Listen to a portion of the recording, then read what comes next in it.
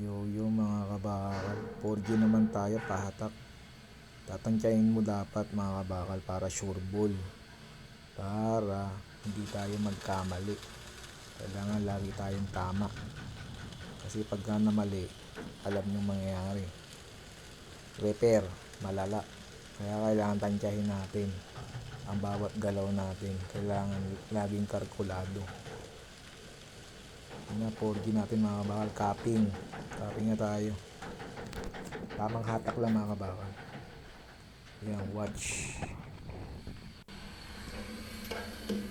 Kulang siya natanggal mga kabakal. Yan na yun, kailangan tansyahin mo lang.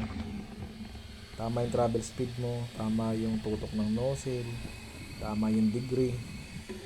Kailangan laging tama. Okay? Dami mong girl.